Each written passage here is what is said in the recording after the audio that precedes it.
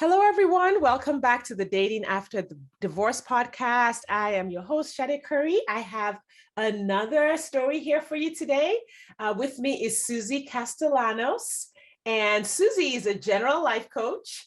She is here to kind of tell you her own really fascinating relationship story, how she met her current husband, and really a lot of backstory about her childhood and past relationships. Susie, welcome, and please introduce yourself to the listeners and tell them what you do. Hello, listeners. So my name is Susie Castellanos Hansley, and I am a mindset and empowerment coach. I was certified by the same school that Shade was, which is Life Coach School.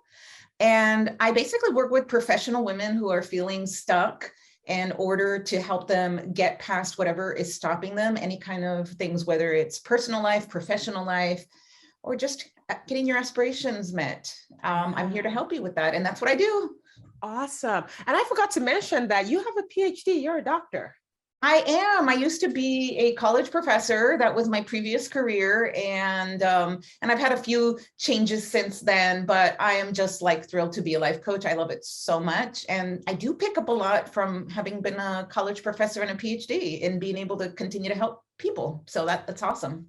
Awesome. Well, welcome. So I think we can start your story a little kind of like where your influences for your relationship journey came from.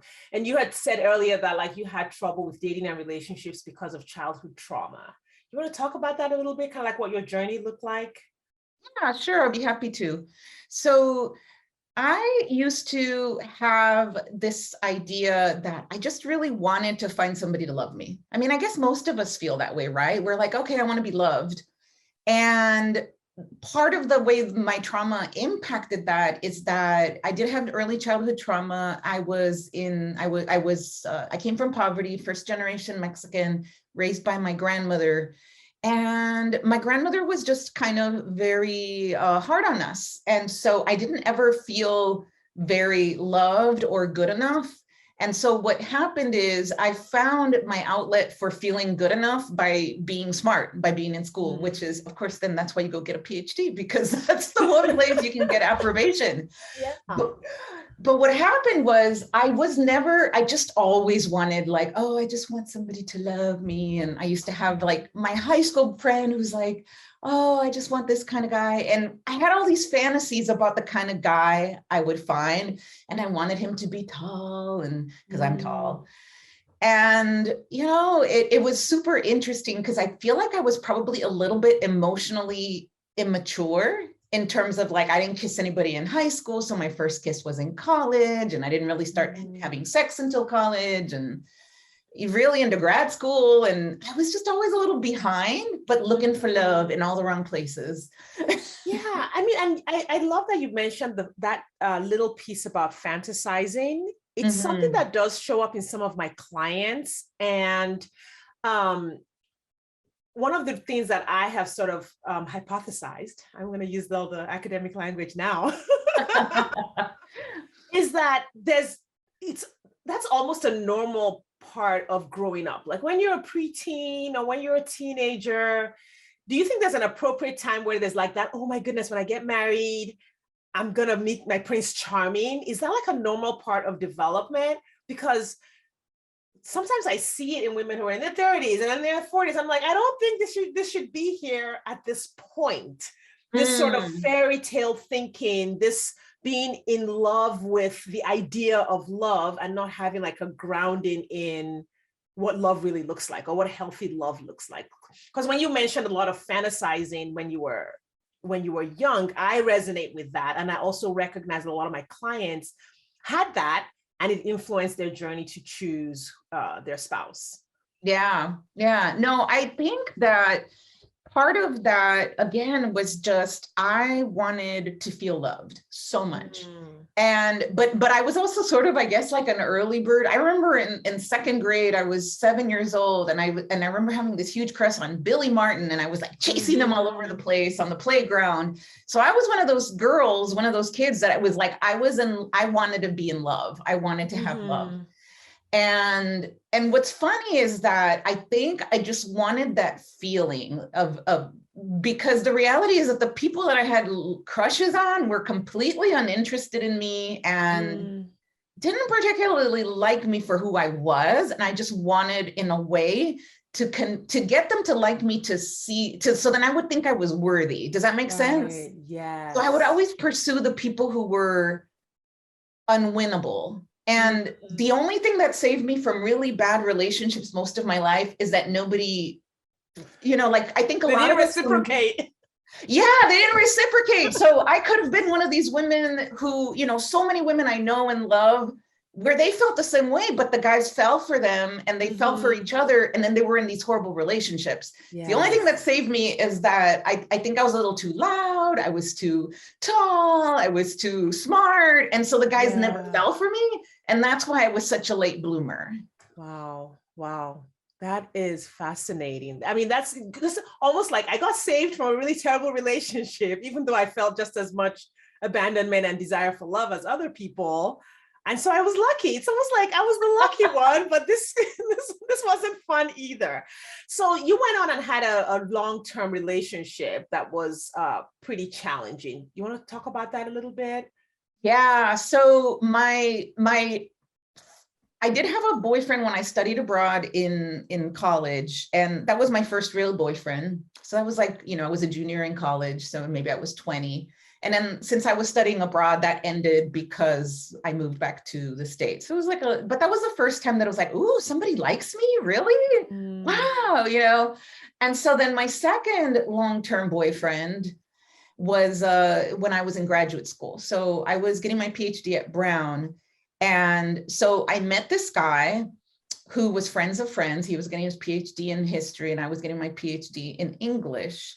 And I basically decided that so my whole thing is like, I was like, I want somebody tall, dark, and handsome and aloof that, again, I could convince to love me. And then if they loved me, then that means I'm worthy. Yay. Like, you don't want to just have somebody who just likes everybody, because then that doesn't mean anything great. So I met that person and we started dating. And of course, like, I think, we dated for 6 years and we lived together and I was really involved with his family. I used to go to his families for Christmas and New Year's and all that. And it felt like a marriage. I mean, it really was like a marriage. So it was really devastating when it ended. Was the relationship fulfilling? Like, I mean, you said he was aloof, tall, dark, handsome, and aloof. Like, in the relationship itself, in your day-to-day experience, what were you experiencing? Well, that's a great question. It was good in that we were together working on our dissertations and we were supporting each other. And he was really smart and articulate, as am I. And so those parts were great. But he wasn't a particularly outgoing, friendly person. He wasn't like somebody who you would think is nice. And so it was the kind of thing that when I was dating him, all my friends were like, why are you dating him? And it's like, but he's nice to me, but he's not like outgoing or nice to anybody else, but he's nice to me. But was he nice to you?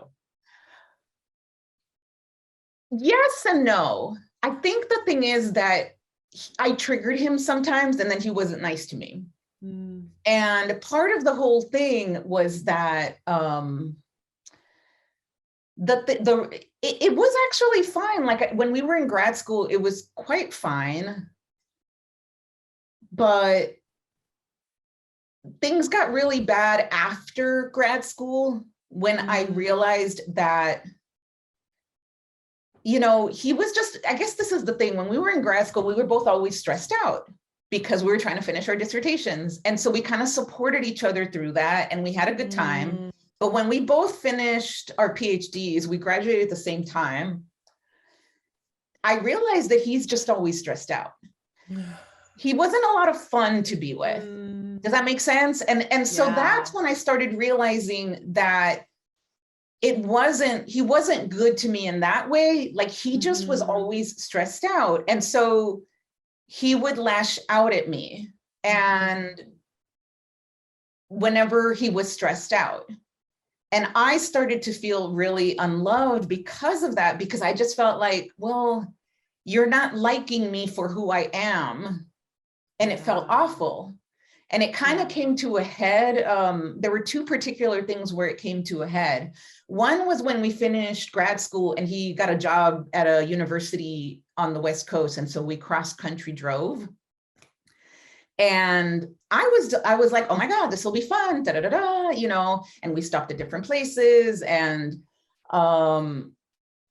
I have this thing of like, I love traveling. And I was like, oh my God, I want to stop whenever we see a state line sign and just get a photo. Mm-hmm. And so there was one point where we did, and he apparently was so stressed out and upset, he just blew up at me and he yelled at me for like 10 minutes and I was crying. And I was just like, I just felt devastated. And that's kind of when I realized that moment, like, oh my God, he feels that the kind of person I am is just wrong. You know, that I'm the kind of person that wants to do this kind of stuff. And he is so easily stressed out that he can't even like pause for 5 minutes to take a picture, and sees it as this problem and will yell at me about it. And later he explained like, well, I was stressed out. I didn't want to miss da da da da. But just that treatment, it just felt so devastating. And that really put a rupture in our relationship. Yeah. It's almost like you saw something that was on you couldn't reconcile having a relationship where that was going to be a thing, or that was a thing where you couldn't just have a moment. Yeah. And you know, and I think, yeah, it was a really pivotal moment. And as I think on it even more, Sade, it's like, I think part of the reason that jarred me out of things, and I started to look back and see other instances of that I hadn't really noticed, that I was just putting up with, that other people were like, why are you with him? The reason that triggered something for me, as I'm thinking about it now, is that it was the kind of thing that I experienced as a child, where I was just kind of like, la, la, la, la, la, you know, I could be a 4 or 5-year-old and my grandmother would suddenly lash out at me.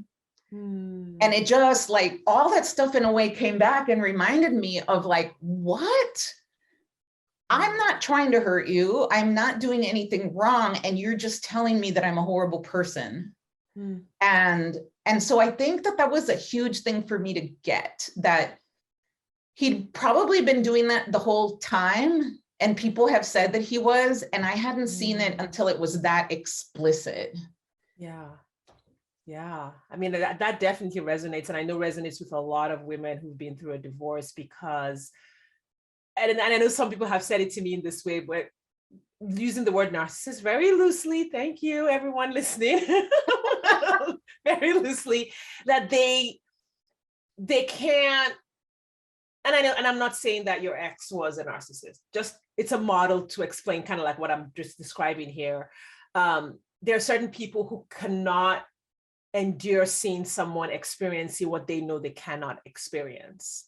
So that when a person is experiencing a level of joy or happiness or excitement, that deep down, this other person knows, I don't have that, and I don't think I can get it. It just really triggers them so deeply that they do that. I've heard just so many instances of that scenario happening, and it's something to do with the other person, but you think at that moment that it has something to do with you. So yeah, for sure that resonates. Yeah. And I think what you said is really insightful, because that, as you're saying it and I'm thinking about it, I didn't like that he was kind of a negative, like, you know, very negative in general. He was always very sardonic, sarcastic. His humor was always a little bit mean. I mean, it was witty, but a little mean. Yeah. And it was one of those things that I kind of put up with it. And what I do think is that what he was getting from me, you know, people do attract each other, like the things that they don't quite have in themselves that they wish they had. You can attract each other that way. And for him, I know that he was very attracted to the fact that I was spontaneous and fun and exciting and blah, blah, blah. But that was also the very same thing that he couldn't handle in himself, that he was trying to control. Yeah. And so it would be the very same thing that he would then say, I can't see that in you. Yeah. So it was just crazy. I mean, I guess we do this all the time. I'm sure you've seen it. Oh, well, I've seen it, done it. All of the things. Wow. So were you the one that ended the relationship? Yes, we had for a year, we were long distance because I was at Duke and he was at his college in the Pacific Northwest.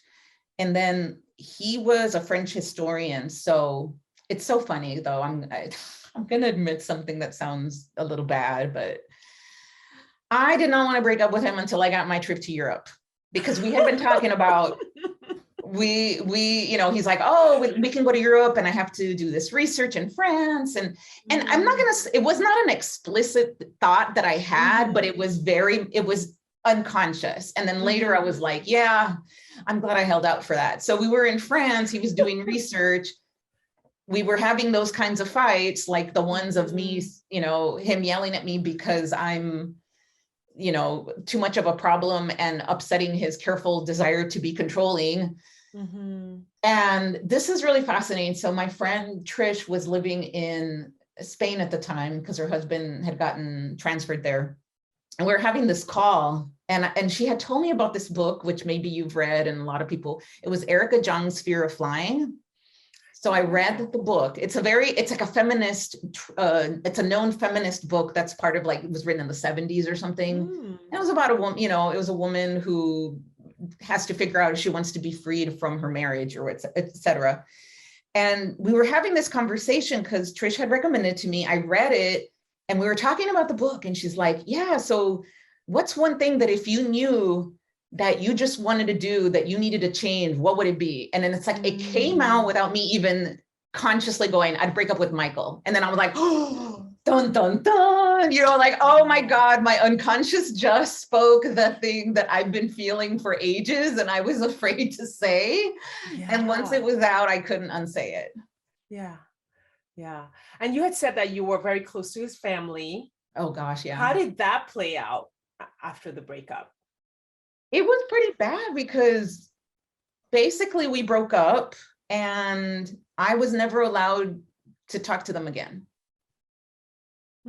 I was not allowed to maintain a relationship with them. I mean, he had a niece, he had siblings, his mom was awesome, his grandma was awesome. Like, I had kind of felt adopted into his family. Mm-hmm. And just like that, it was gone. Yeah. Wow. Did you ever try to call them? I tried to email and stuff. And then he came back very angrily and say, you stop talking to my family. I'm like, what? Yeah. Like, I thought we could just still be friends. And it's like, no. Yeah. Wow. How did you deal with that? Like, how did you process that and move past that? Really, really hard. I cried a lot. I talked to people about it. I ruminated about it. I didn't really at that time have the tools, the emotional tools and resilience to know how to deal with that kind of rejection. I mean, it just felt like incredible rejection. And I think it just took me a long time of really talking about it with people and crying and feeling a lot of resentment and feeling a lot of hurt. I'm not even, it probably took years to get over that, honestly. Yeah. Yeah. And that happens. I've heard that story frequently with like divorces, like you lose churches. Many women lose their churches, they lose their community.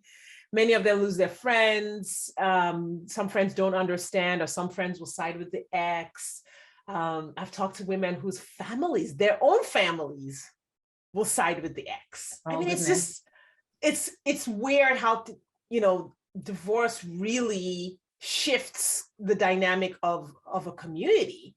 And I'm not saying that to say, oh, well, divorce is bad, because there's a reason why divorces happen. They were invented for a reason, because some people are just not going to do the right thing or be right. But for sure, it is what I have heard referred to as just major secondary losses. So you have this loss of the relationship. And even in that moment, most people don't realize how many secondary losses are about to happen. Some women will lose their home. Some will lose time with their children. Like, you lose community. some have to move. It's insane, this thing we call relationship Mm. that, has its tentacles in so much of our lives, and we just don't realize just how much we're about to face when it breaks apart. Yeah, yeah. And it was interesting because it was so hard for me that I even considered going back to him, just because it was like, I can't handle this pain of being rejected. Yeah. And even with him being rejected by him, because I guess it's the kind of thing where, yes, I'm the one that broke up with him. He agreed. It wasn't like he begged me to stay. He saw that it wasn't working. And I just thought we would still be able to be friends and I could still have those relationships, and I was wrong. And he didn't want to have anything to do with me. It was just really heartbreaking. And I understand now why, because he did have a friend who was who was his colleague at the college he was at, who they ended up they had been longtime friends and they ended up hooking up and now they're married. And I think that that's part of it, that he just didn't know how to keep that clean because he was now in a relationship with somebody else. And it's not like he was cheating with me or anything like that before, but I had the sense that they had a very close emotional relationship. And it was sort of like, it bothered me a little bit at the time we were dating, but, and I now understood why it bothered me.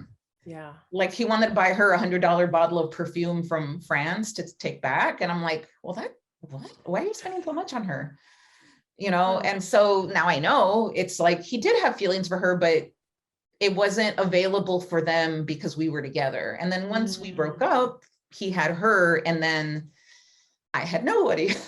Yeah. Yeah. How long were you single after that? So I decided I need to take a break. I just like, I just need to figure out my stuff. So for a year, I didn't date, although there was a guy that I met and we kind of smooched a little, but nothing happened really. And it was like, it was interesting because I just really wanted to heal myself. I was like, that was just so hard. That was so hard. I don't want to jump in with anyone. And so then about a year later, a little bit more than a year, actually, I'll tell you what it was. It was probably like 11 months later. I was, so I did a course because I was just feeling very heartbroken. I did something called the Landmark Forum. So some people you can probably just Google it, the Landmark Forum, but it's like a transformational 3-day weekend. And I got a lot out of that, where I started to see where my own stuff was really getting in the way. And then part of doing the Landmark Forum is that you do like this seminar that runs for 10 weeks. And so the seminar happened to be one on relationships. So I was like, oh, okay, that's cool. So I start doing this relationship seminar and I start learning different things about how to approach your relationships. It doesn't have to be romantic, just your relationship with yourself, with your kids, with your friends, with your job, and what happened was, because I was in that seminar, I found myself literally accidentally. So maybe this is God or just in my unconscious or whatever. I was on a website and I was trying to click an article and I accidentally clicked on an ad for dating. And so then I was like, well, why don't I fill this out? Like it was totally accidental. Like I was not trying to do that. So I was like, oh, I'm in this relationship seminar. I'm gonna call this, I accidentally started dating. Yes. I accidentally created an ad on this thing. But it was almost like, because I was in that relationship seminar and being open to relationships, but not just romantic, just like, okay, let me open, like, what is it like to be related and really listen to somebody and not just be in my own head wondering if they're it. Like, because that was really the goal of this thing. Yeah. That most of the time our relationships are us talking to ourselves in our head and never listening to the other person. Yes. So I did this ad, and then this was hilarious. So the person who's now my husband of 17 years, he keeps coming up as a match, and I immediately dismiss him every time. I'm just like, oh, why? Because, well, okay. So for people who don't know, I am Mexican American, and part of my whole thing, remember the tall, dark, and handsome thing, part of it is that I don't present as Latina because of my mixed race. And I know that I'm always looking for, I want to have brown babies, right? Which is partly why I stayed with Michael for some time, because he was tall, dark, and handsome. He was like a lighter colored Jimmy Smits, if you know who that is. Oh my God, so hot. Yes. Even though he wasn't Latino, but that's what he looked like. And so I look at this profile and I'm like, oh, it's just this white guy with the goatee and kind of baldy. And then it says he's a Capricorn. And I'm like, oh no, Michael was a Capricorn. Oh my gosh, I have so many thoughts about that. Like my students will tell me, well, he's this. Literally this week, I was coaching a client in my program, and she said she's looking for a Christian, like she's conservative Christian, looking for someone who's like really deep in the faith. And so I was going through her numbers and I was like, okay, well, you're not having enough conversations. What's going on here? She's like, well, I only swipe on the guys who have Jesus in their profile. I was like, okay, like I know Jesus is great, but like not every Christian guy is going to use the word Jesus in their profile. So it's like these little things that people say, well, he's not traditional. And they have a specific idea of what a traditional person is, or he's not intellectual. And they have a very specific, narrow idea of what intellectual is. Like an intellectual person has these 3 markers. And if they don't have these 3 markers, and I'm constantly having to help my clients shed those narrow definitions that they have of the person that they're looking for. Yeah, that's awesome. Yeah, because and it's funny how you don't even have these, you don't know you have these filters. I didn't really realize I had these filters till later. But that's what was keeping me from clicking on him. But then he reached out to me. And my profile, I was pretty much myself. I was like, I listen to NPR. That's a dog whistle for a certain type of person. Yes, 100%. And, and I think one of my lines at the end, it's like somebody who cares more for love, relatedness, and fun than for buying the Lexus SUV. Because at that point, Lexus was very, like now you can just get whatever in Lexus. But, back then that was like the epitome of having a lot of money. And so I said that. And so he replied and he's like, I don't have a Lexus and I never will. I drive a Subaru Outback. And then he's like, and I was like, okay. So I start corresponding with him. And it's hilarious because I'm being all like, I'm not giving you any personal information. He's like, hi, I'm Bill. My last name's Hansley and I work at Duke and la, la, la, la. He's just like, hi. Yeah. So I'm like, and I'm thinking, wow, he must be desperate. But I was like, okay, I'll just keep talking to him. And then I start Googling and it's like, okay, he sounds like an okay guy. He works in health technology. And you both worked for the same university. We did. I worked in a very different section because I work in the academic side as a first year writing professor.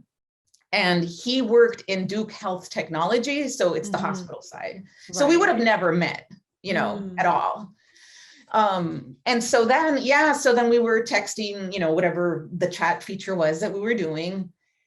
And we finally was like, okay, do you want to have a date? I can't remember exactly who said it. And we're like, sure, let's meet at the Mad Hatter. We'll meet for lunch at 1:00 on whatever date. And I totally forgot about the date. I was really, really bad with my calendar on things. That was before I really, that's before we had a cell phone with your calendar on it. Right. Yes. So you didn't have to carry the planner everywhere. I'm with you. Yes. Or, and I also didn't have a cell phone. This was 2002. I didn't have a cell phone. And I was like, oh my God, I'm late. So I run and like, I get in the shower and I get out and I run and I'm 20 minutes late. I'm like, I have no way to communicate to this guy. And he was standing there waiting for me. I was like, oh. And I'll tell you, I had this is the moment where you're supposed to go, but what happened was like, I had one thought about him when I took a look at him and I'm like, oh, he's not my type. Wow. But maybe his friends might be. That was where the relationship seminar conversation came in. It's like, he's not my type, but this would be great for me to practice my homework. Yes. Yes, I love it. That's what I thought. And I just thought like, well, I could practice my homework of how do I get out of my own head and just listen to him and get related. And so we have like a lovely 2-hour lunch. I still wasn't quite sure. And it's like, and then he was like, oh, he was kind of stressed out because he had something to do, but he said, oh, well, I think what we did is we planned to go to a movie the following Friday. I was like, okay, cool. Totally forgot about that too. And he texts, I think he like emails me and he's like, oh, so we're still on for the movie. And it was like in 20 minutes we were going to meet. I'm like, oh, yeah. Wow. So, you know, he comes, yes, I'm terrible, right? This is a terrible, terrible second date or whatever. So he comes and picks me up. We go see, I think it was Austin Powers 2 with, maybe it was it 2? It was the one with Beyonce. So I will always like cherish that movie. Yeah. And it sounds like at this point you had lost that longing for a person to love you. Because like, it seems like you weren't very attached to this person or even attached to anyone or the thought or the idea of anyone loving you.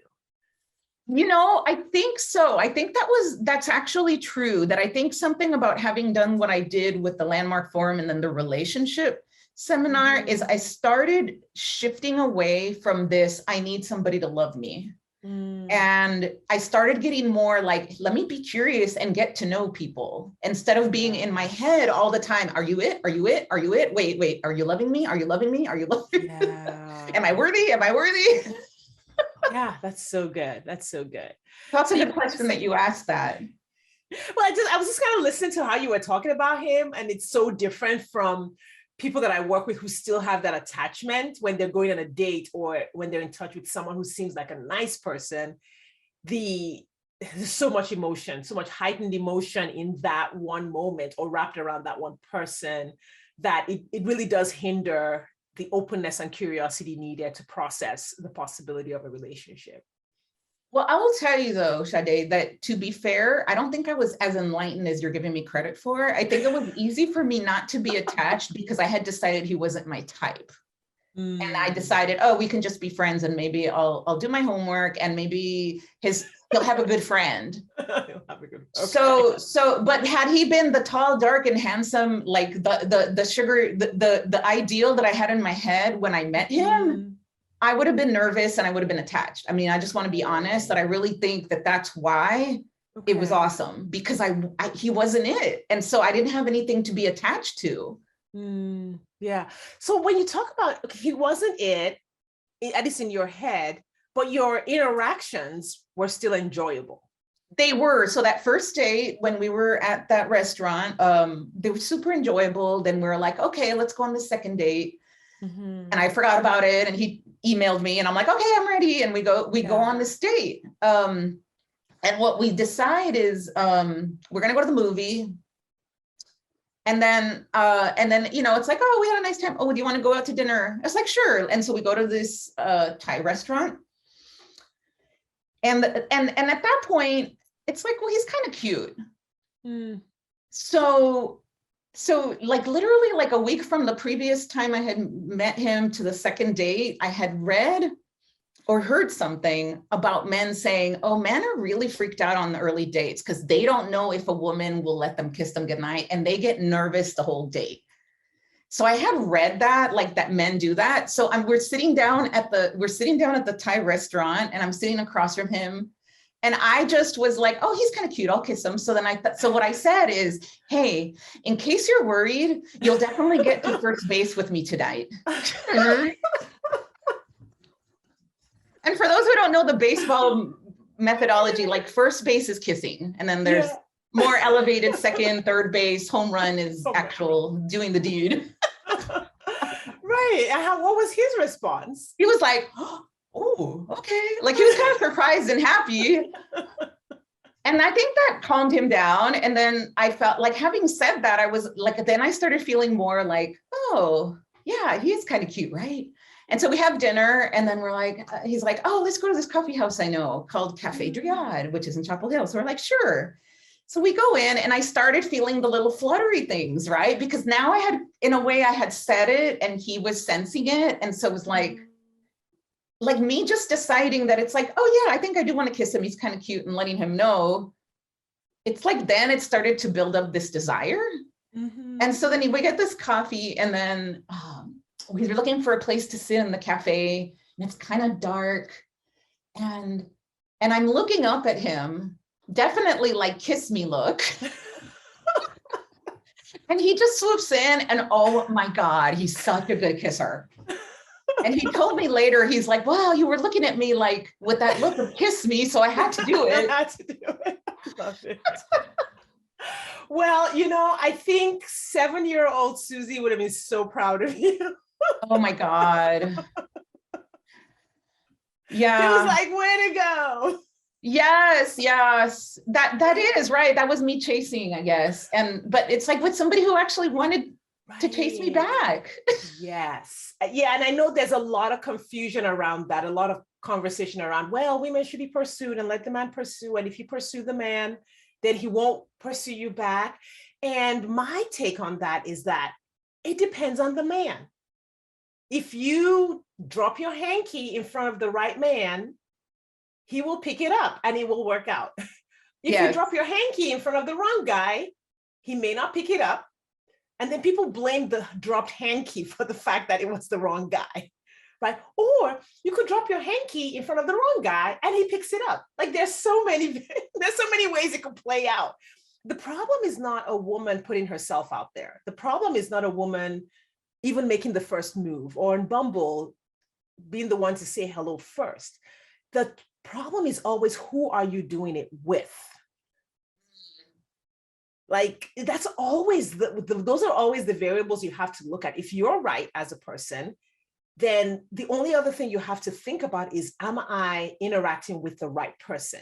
Because when you're interacting with the right person, you don't need rules. You don't need formulas. You don't need to, oh, I need to let him pursue me, or I can't pursue him, or you don't need any of those things once you're with the right person.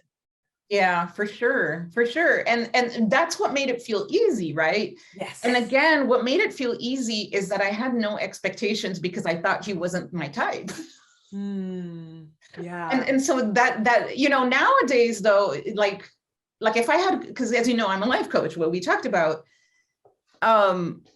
it worked because I wasn't attached, because I didn't think he was my type.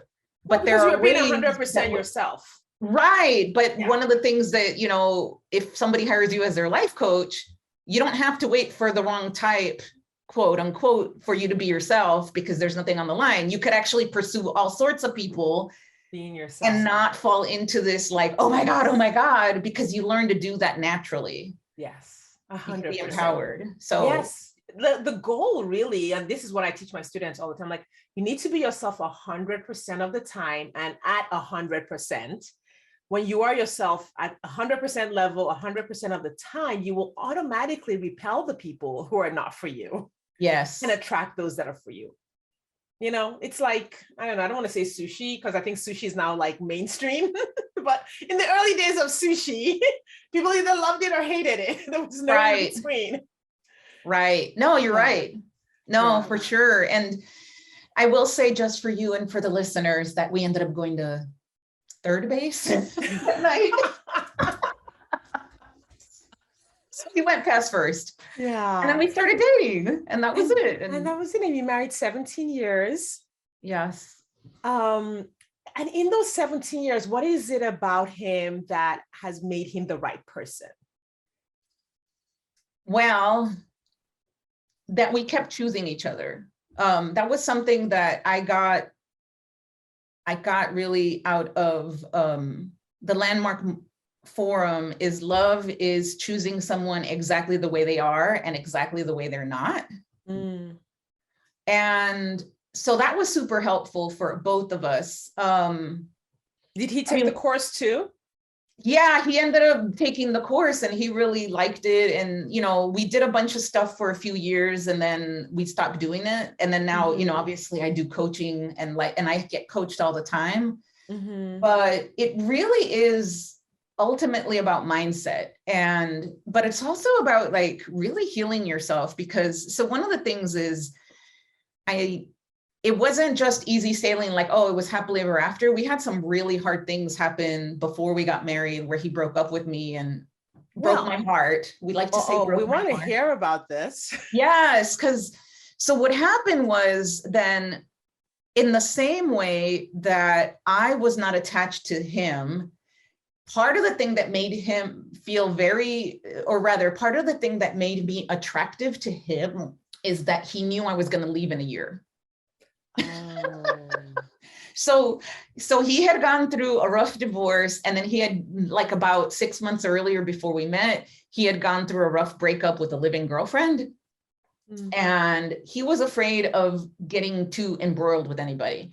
And because my job at Duke was going to end in a year and I would need to go get a tenure track job somewhere, he knew that was happening. And that made him feel comfortable to be himself with me. And because he wasn't scared of well, will we or won't we? Are we going to get married or not? And so we kind of both went into this being like, we're just going to date for a year and have fun. Got it. So we date for a year, and then I leave to go to Bowling Green, Ohio, because I have a tenure track. I get a tenure track job there. And I'm super lonely and I'm super stressed out and I really miss him. And so we're still kind of dating long distance. And then, we planned that we're going to do this like fun Disney cruise, him, me, and his daughter, who was about 7. And then literally like about 2 weeks before the cruise, I've been noticing that he was more and more distant, and he tells me that he's in love with another woman. Oh, wow. Yes. I was like, what? Wait, what about our cruise? Yes. Oh, it's crazy. So this is what happens, right? So the woman that he had fallen in love with and wanted to be with was basically somebody he knew from college, and he'd always liked her, but they were never free at the same time. So she was like the one that got away in a way. So when they started reconnecting, because she of course connected back with him once she wasn't with this other person, they had like some kind of weird emotional thing going on.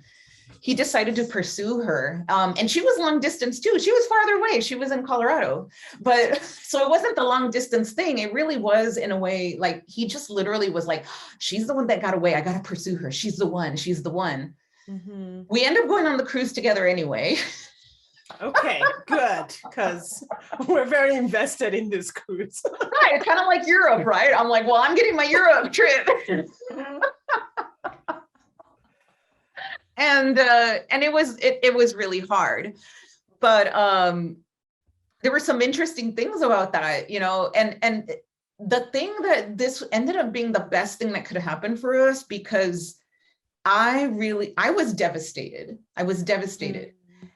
And it was to the point where I was like, I don't think this is just about him. What is going on? Why is this so devastating? And it was this whole thing that came back up for me so my mom died before I turned 2.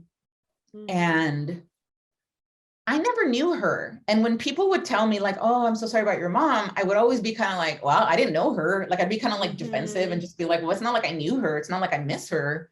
But there was just something about that breakup that it resonated. And that's when I really understood that I still had this abandonment trauma stuff around my mom. And that's why I was so devastated.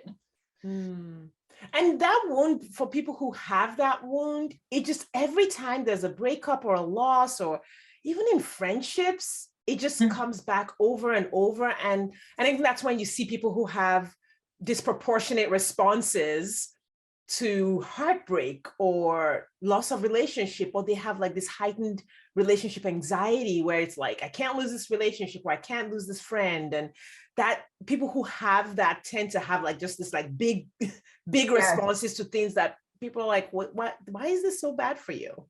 Yes, that was exactly it. And I mean, I was debilitated. Like, it was debilitating. And thankfully, I was still involved with the Landmark Forum people. And so I was getting a lot of support from them. And I wouldn't call it coaching, but I guess it was kind of their version of coaching and, helping me release emotions and all this kind of stuff. So I didn't actually go to therapy, but that was very helpful. And just getting that realization, there was a lot of crying, and just like heartbreaking, like feeling it deep in your chest and in your heart, all this stored up grief that I didn't even know I had.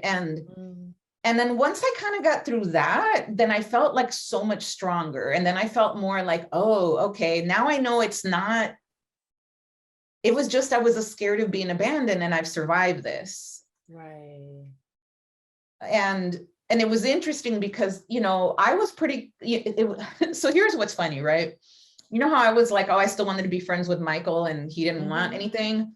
Well, Bill wanted to be friends with me after the breakup. And it's like, well, can we still be friends? And I'm like, no, this is too painful.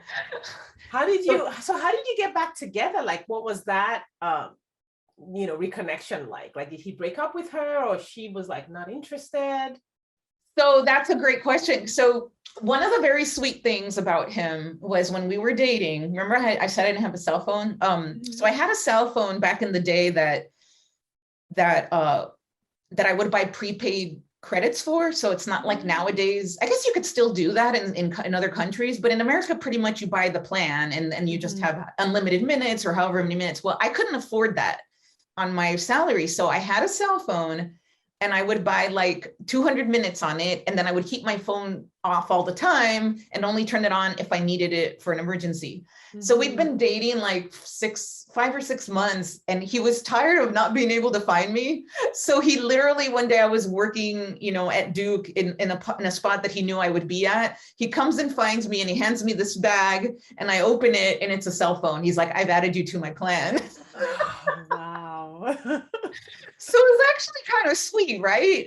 Like I'm like, but it's like, don't worry about it. This is worth it for me to be able to find you. So I had to reach back to him because when we broke up, I asked him about the phone thing and he's like, oh, just stay till the end of the year plan. And, we'll talk about it then.